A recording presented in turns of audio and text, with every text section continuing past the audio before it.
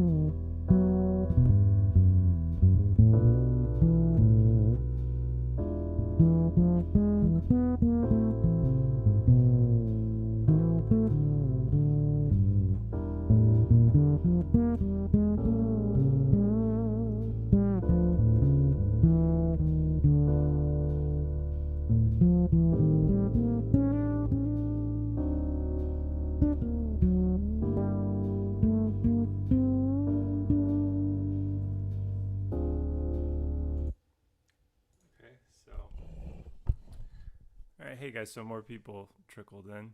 Good morning. Hope you had a good week. I was just playing a little bit on a minor 2/5 there, meaning a 2/5 1 in a minor tonality, so resolving to minor.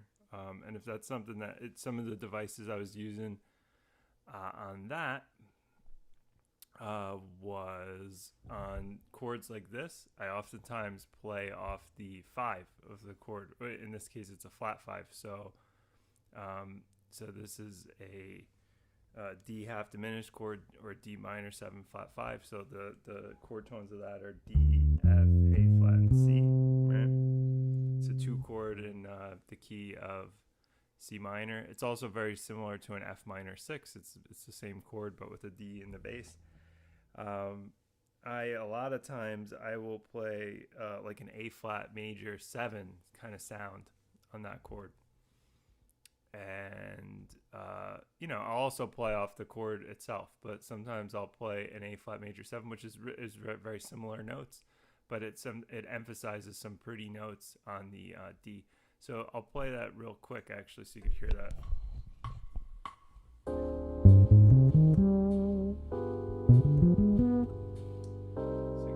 I'll do it one more time.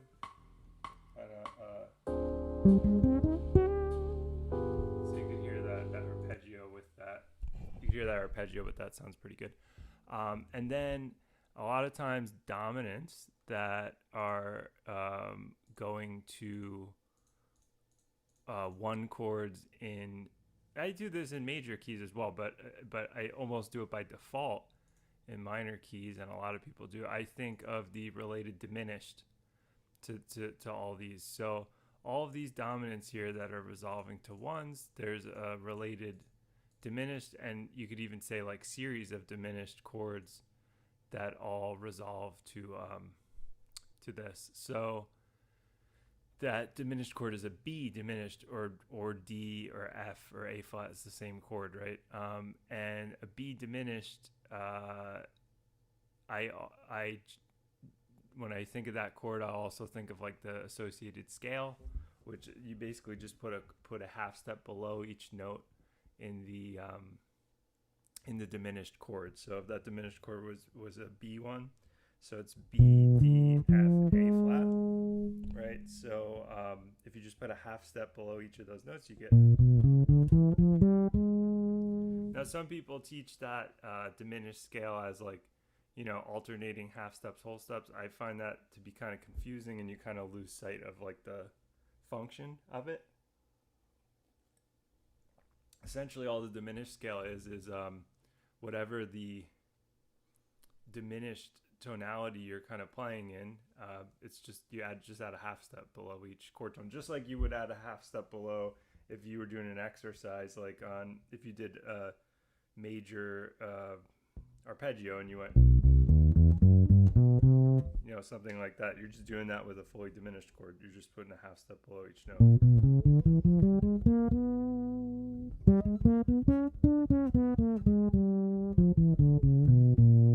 Yeah, so I'll oftentimes think of that, and if any of you are struggling with diminished scales or diminished stuff, I would recommend thinking of it like that, and you're going to usually apply them to dominant chords. So anytime you see a dominant chord resolving to a 1, that's an opportunity for you to use this diminished thing, and it's just based off the third of the dominant chord. And on the one chord, and on the C minor in this case, and all these minors, I'm basically thinking of the melodic minor scale, and I play off the third of it a lot. So I'll play these like augmented major 7 arpeggios on that. But in general, melodic minor phrases. So if that's a C, and maybe I could start it from there. But I'm basically playing this kind of sound.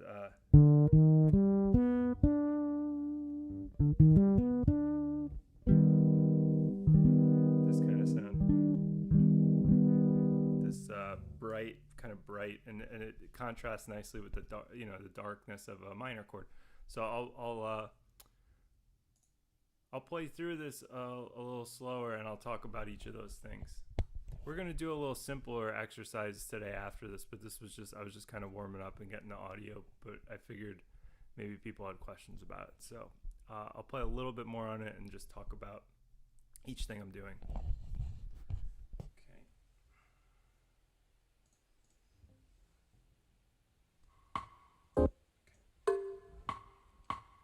So A flat,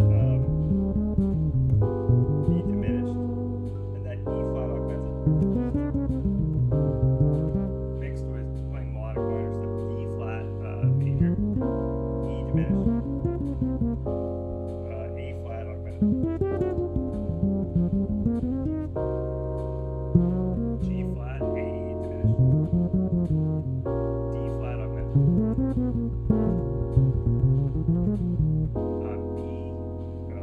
C flat, major, D augmented, and G flat augmented. E,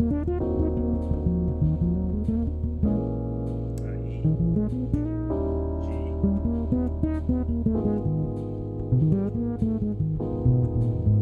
So you kind of get the idea with that. So if you're struggling at all playing on minor 2/5s, those are Nati asks, is that below or above the chord tone on the diminished scale? It's below the chord tone on the diminished scale. Well, don't get confused with the dominant chord itself. I'm talking about the related diminished chord. So the question was, is it the half steps added below? I was just playing the arpeggio there though. So, but you know what? I'm gonna play it again, and I'll play some diminished scale phrases, because I was really just playing the diminished arpeggio, which in the case of this is a B diminished, E diminished, A diminished, D diminished, G, etc. So it's based off the third of all these. And if you guys know anything about classical theory, like a 5 chord and a diminished chord built off the 7th degree of the scale function very similarly. They can resolve the same places. So in fact, the diminished can kind of even do more. All right, so I will play, I'll play it again.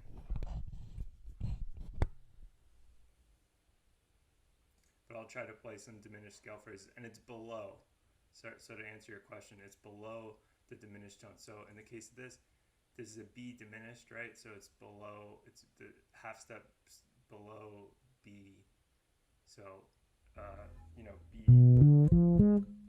half step below B, half step below D, a half step below F, and a half step below A flat. So a B flat to B, a D flat to D, an E to F, and a G to A flat. Okay, so I'll play some diminished scale stuff this time.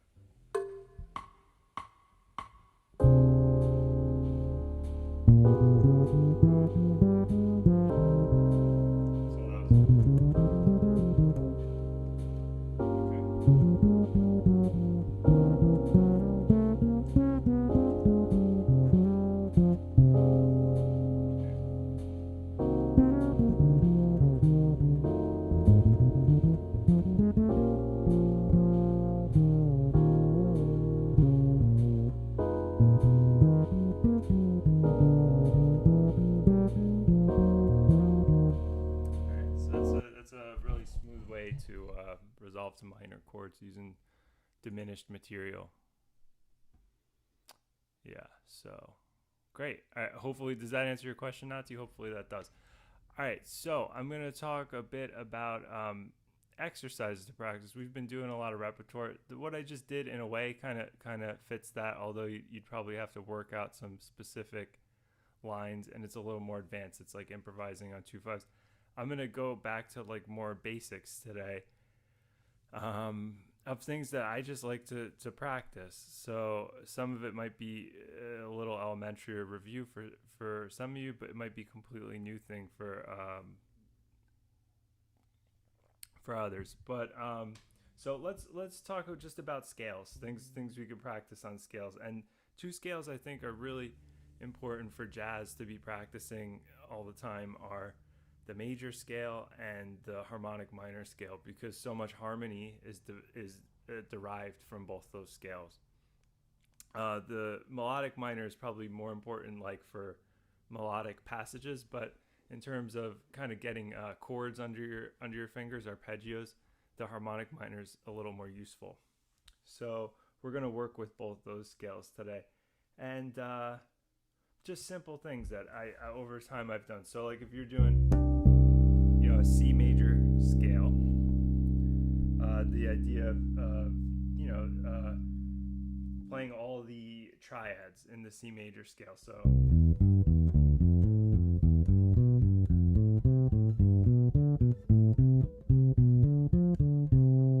and a descending.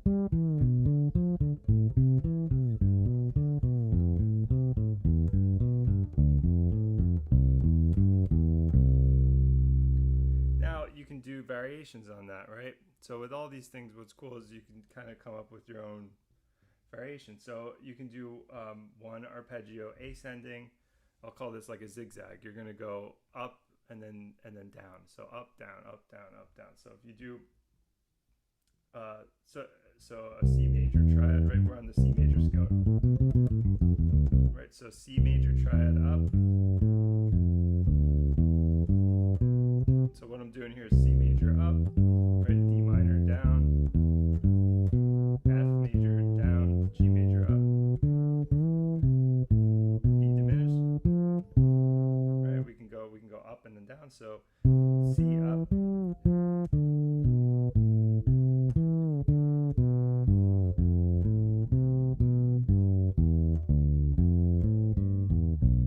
or the other way, you know, or flip it. What you could also do is add like a half step below certain chord tones. It could be all of them. It could be, hey, good morning, Glenn. How you doing? So we're just talking about just exercises today. We've been doing a lot of repertoire every week with tunes and devices for improvisation. I'm going to give you guys some exercises today. Some of them are simple. Some of them are going to get kind of hard as we go on. And right now we're just talking about the major scale. So,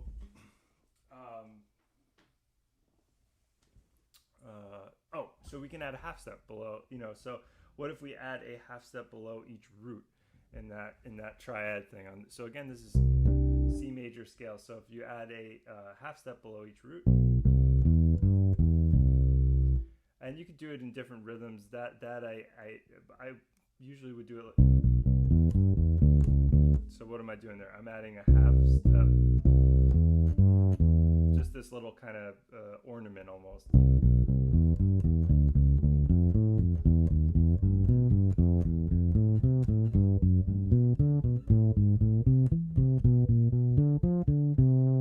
And then likewise the same thing descending. And what else can you do? Well, you can add a half step below each chord tone. And this gets kind of useful with jazz material, because you're going to do this in your improvisation. You're going to be adding half steps below these chord tones, you know, especially the root and the third and the fifth.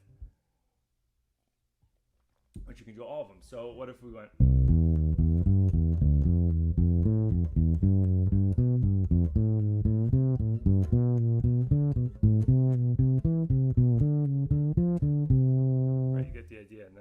likewise descending, and then you can also do the fifth, right? So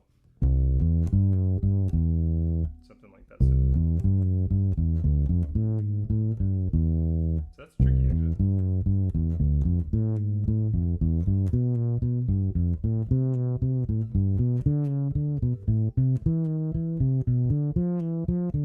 Yeah, that one I haven't done much. So So that's adding a half step below the fifth. And what can we do with this whole thing? Well, we can do the same exercise that we just did just now with triads and do it on the harmonic minor scale, right? So what's the harmonic minor scale?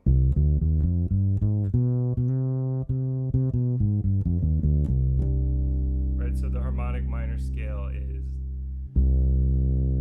like natural minor, but we have we're able to create a dominant chord. And the reason that practicing triads is great on the harmonic minor scale is because so much harmony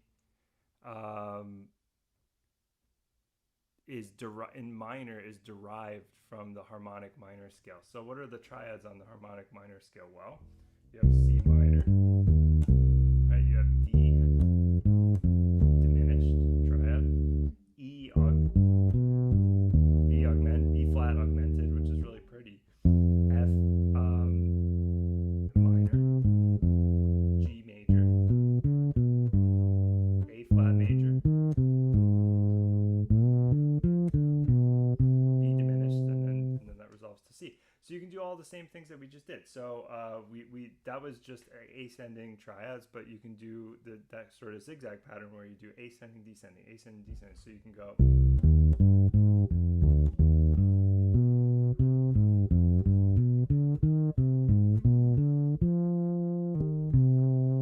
Right?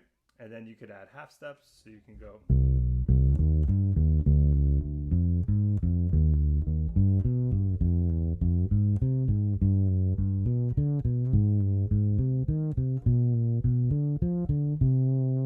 Right, and you could do it below each chord tone, just like we did in major. So if it was, I'll just do it, I won't do the whole thing, so you could do off the third.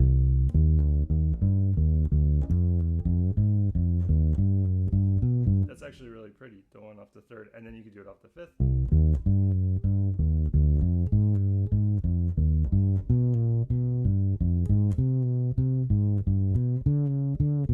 Etc. And you could reverse those too, like, so you could do the zigzag thing with this as well. So say we did the third, you can do something like.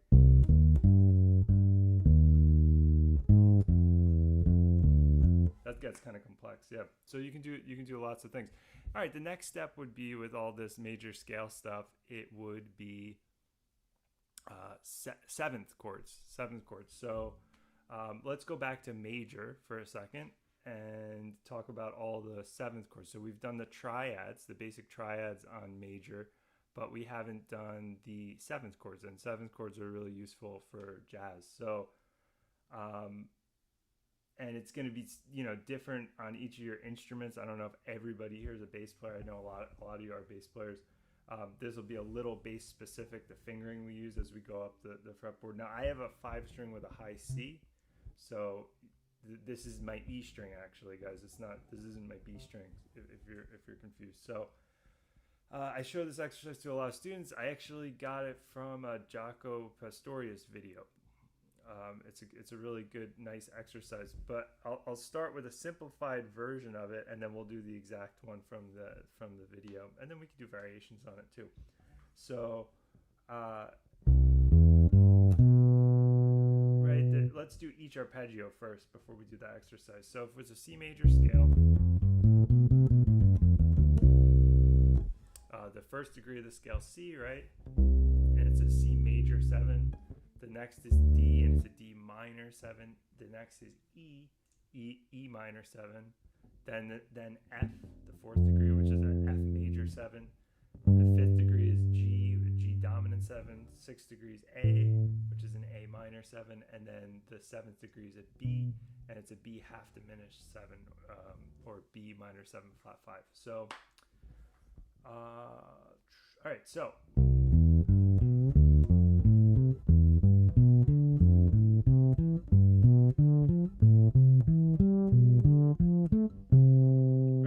Arpeggios, right? And then you could do it down.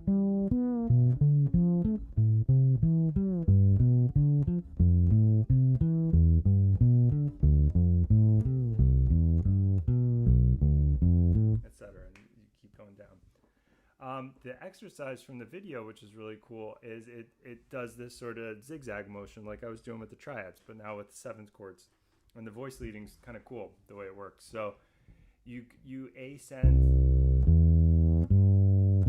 right? That's a C major 7. And you're going to play the root of that chord, which ends up being the 7th of the next chord in the sequence, right? So if we're going C, E, G, B, C, and now we're going to descend from a D minor 7. We're now on the 7th of a D minor 7, and we're going to go. So that's the basic pattern. So ascending on degree 1, now descending on degree 2, the chord, but off the 7th degree. So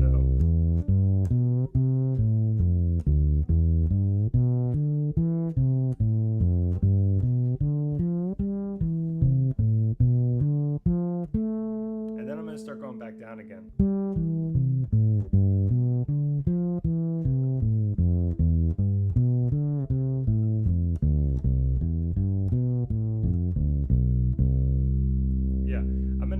Say each one as I do it now. Oh, sorry, my chair is not comfortable.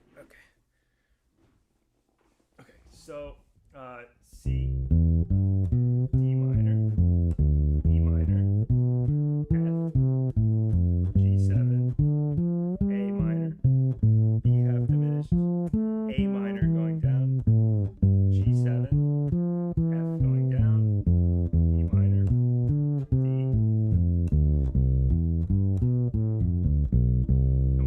sounds really cool.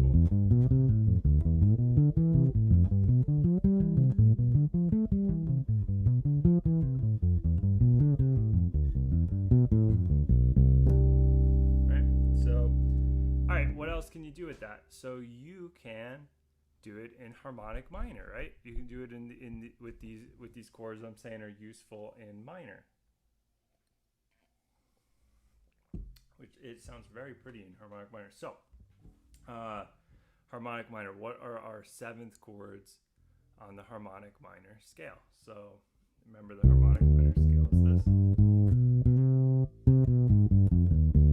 So C, D, E flat, F, G, A flat, B natural, C, right? And this B natural ends up creating some interesting chords when we play it. So the first chord is a C minor major 7. So it's a C minor triad with a major 7. I call it the James Bond chord, right?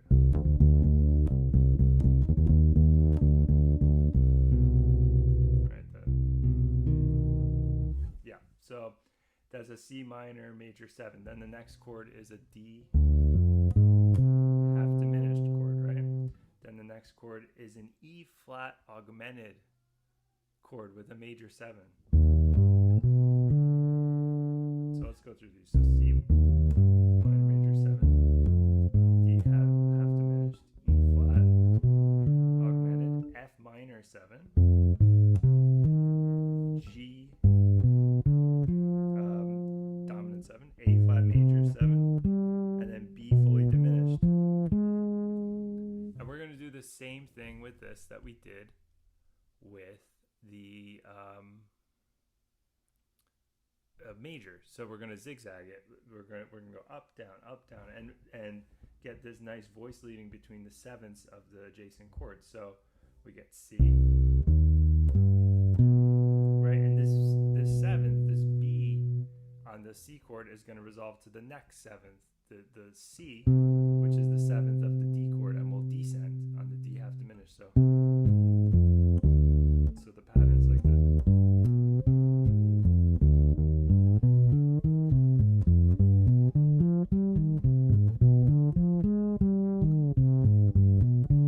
And really, these chords are really pretty.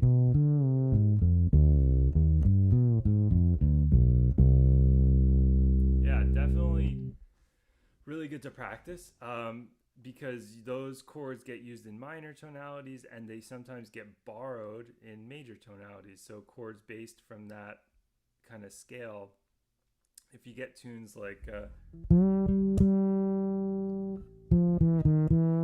Night and Day, you'll get these 2 5s that sound like they're going to be minor, so the 2 and the 5 sound like it's a minor tonality, and then it resolves to major. So even in major keys, you can make use of these sounds in certain sections. Cool. All right, so that's chord stuff to practice.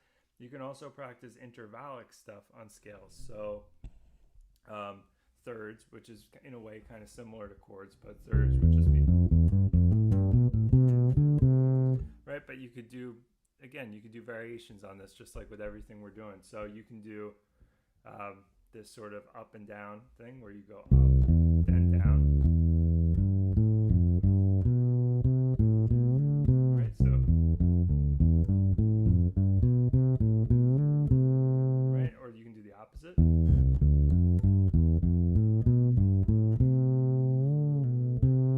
Right, and you can add half steps as well, just like we did. So you can do right, etc. You can do fourths on the scale, so you can go.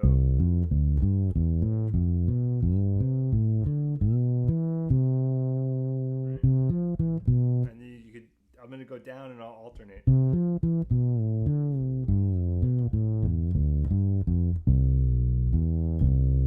Right. You can do things like that. You can do fifths on the scale.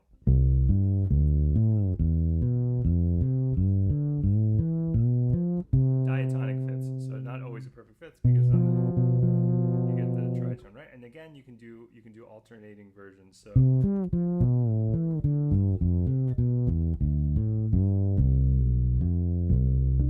and you could add half steps.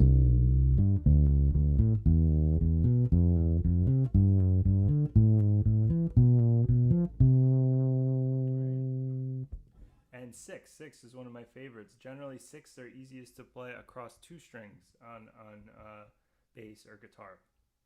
So here's C, this is my A string. Here's 6. 6 is probably my favorite to do. So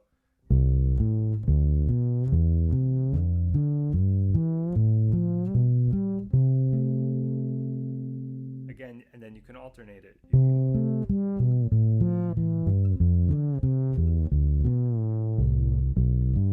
That's probably my favorite, the alternating with the 6, and you could add half steps. And you can do variations even to that. So I'll do things like this. But I'll also do things like this. So I'll add a half step above, below the 6th. So yeah, you can do all kinds of stuff. So and then 7ths. So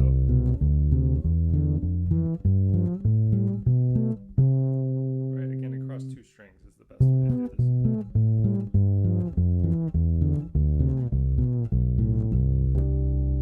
Right, and you could also do all of this stuff in harmonic minor, which is useful. So if we do thirds in harmonic minor, right, there's thirds you can do.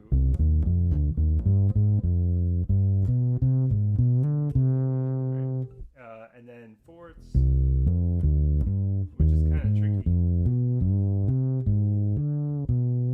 Right, fifths, which is actually really pretty because you get this.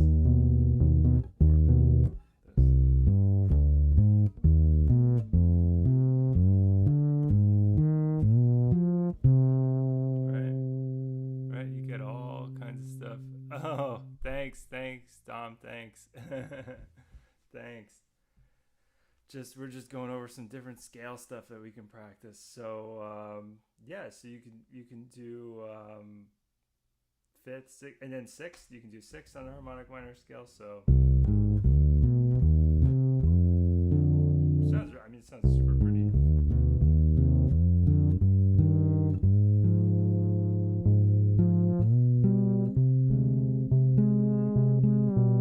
If you play fretless, you can use this as an intonation practice as well.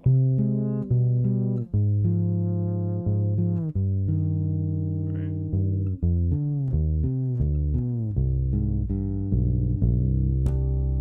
Right. So, those are a few different kind of scalar things to practice that all relate to chords as well. And when you do all the triadic stuff. And that same Jocko exercise that we did we can do it in harmonic minor, right? So the harmonic minor chords, which did we do it? I don't know, I'm forgetting.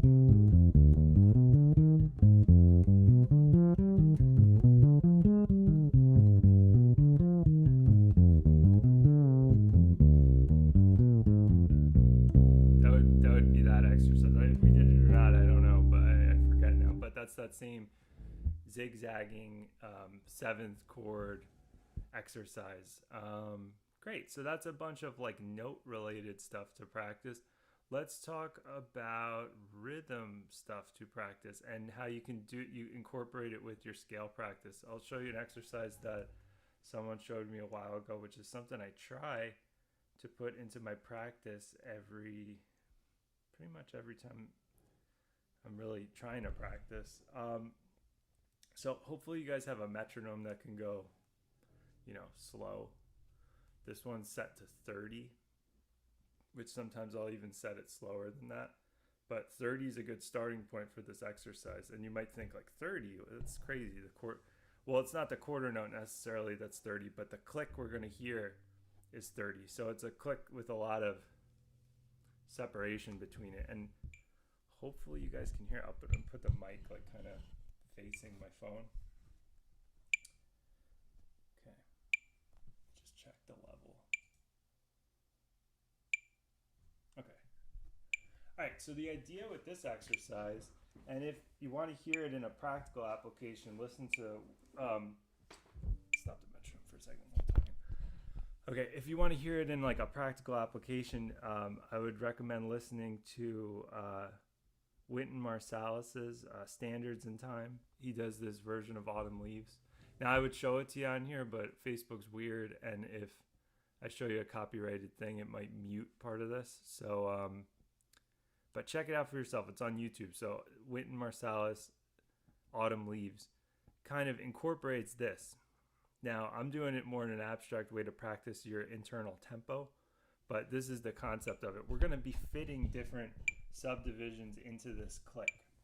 So we're going to start with 2, and we'll use a scale to kind of musically make it resolve. That's why I like using a scale for this. You could do it on single notes, but it becomes sort of, becomes a little like mechanical sounding, and it's not in a musical context. So we're going to make this a scale, and basically what I'm going to do is I'm going to fit 2 notes per click, then 3, then 4, then 5, then 6, maybe all the way up to, I know definitely up to 11, maybe up to 12. Maybe I could fit 12 in. And when I get to, sorry, the metronome's probably distracting while I'm talking. The way I will subdivide some of the odd ones, the 5 will be an accent of like a 2-3. So 1 2 1 2 3, and it's going to be slower than that on the 5. But when I get to 10, that's how I'm going to subdivide 10. And the 7 will be like 2 2 3, and the 9 will be 2 2 2 3. It's not going to be like a 3. It's not going to be like da da da da da da da da. It's going to be da da da da da da da da da da da da da, like Dave Brubeck. What else? That's about it. And you'll notice that I'm going to resolve the scale accordingly. So I'll kind of talk as I do it. This is a little difficult, so but yeah. All right. So first we're going to fit 2 notes per click. So the idea of this exercise is to internalize your consistency of tempo. Okay, so I'm a little ahead.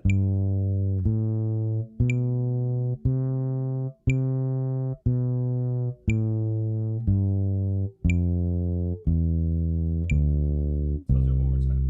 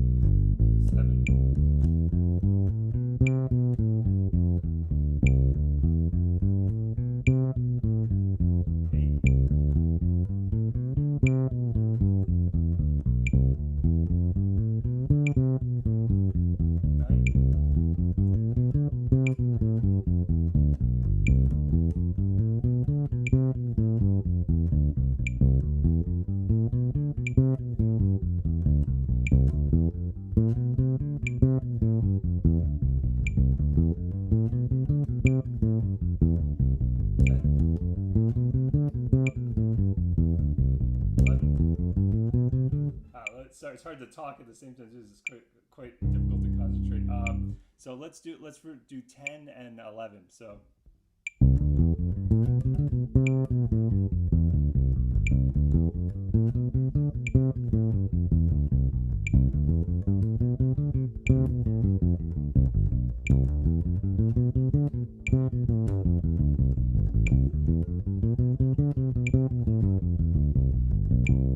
That was all the way up to 11. So the 11 was like 1 2 1 2 1 2 3 1 2 1 2 1 2 1 2. So let's try to go back down with these. Let's try to go back down. So we're going to go from 11. So.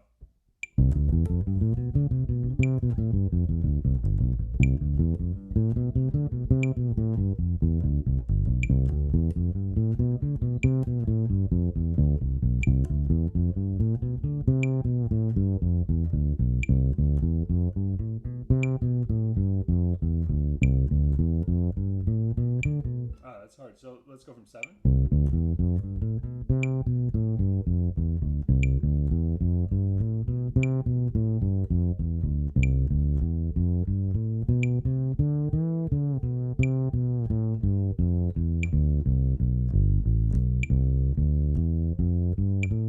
Oh, this is hard.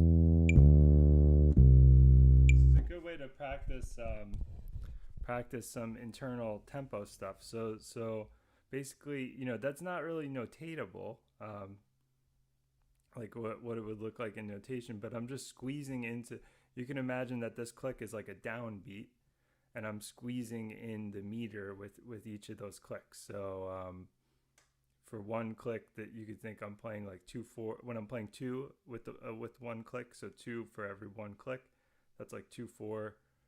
When it's 3 for every click, it's like 3/4, 4/4, 5, etc. And yeah, it's cool. What's cool about this is you can kind of use it as a tool for you could practically implement this. So I'm going to make it just a little bit faster, and I'll show you like what I can do with it on like a tune, for instance. So again, this is more like an exercise, but it's a little faster now. It's at 37. So I can use this as a downbeat for walking. So this is a measure of walking, but I can put in other feels with it. So I'll go from I'll start in 4, so I'll play 4 per click, but I can go to 2, I can go to 3, I can go to 5, I can go 6, I can go 7, I can do all this stuff, and I'll do it on a C blues. Okay, so we're on a C blues.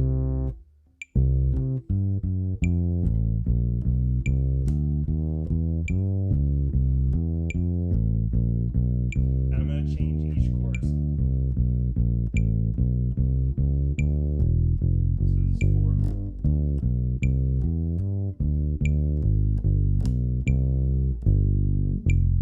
So now 2.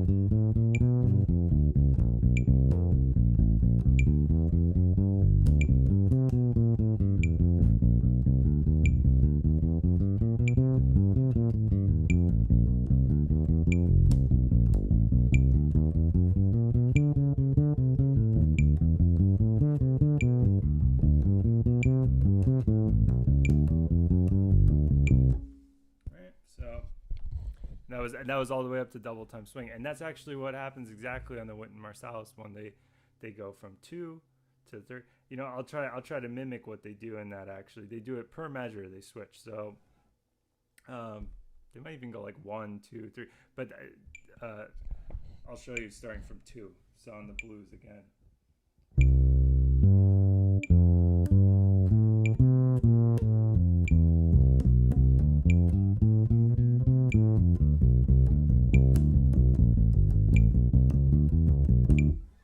That's what they do. They end up getting a double time after about 8 measures, incrementally adding one more subdivision for each measure. So that's an interesting thing to practice. And the concept is that the downbeat remains constant, but you're fitting in different subdivisions inside of it. It's a good way to practice odd times as well, because it forces you to subdivide the accents of the odd time yourself. So a lot of times people, when they practice odd times, they'll set the metronome to kind of spell it out for them. If you practice it like this, you kind of have to internalize it yourself, and it makes it a little easier. It frees you up a little bit. Yeah, so it's something that, you know, I still need practice with too. It's not the easiest thing, but it's a cool thing to implement into your practice. And the first way you can do it is just with scales. Because you try to make the scale resolve to the root, you know, the root in the next octave in a musical way that fits the meter. Yeah. So, does anybody have any questions for today's hangout? Because I might leave it at that. So we did. I talked a little bit about this stuff, like playing on minor 2/5s. That was just like our intro. We did a bunch of scale exercises, and we did some of these metronome exercises, and I have more of those that we'll probably do, you know, subsequently. But do you guys have any questions?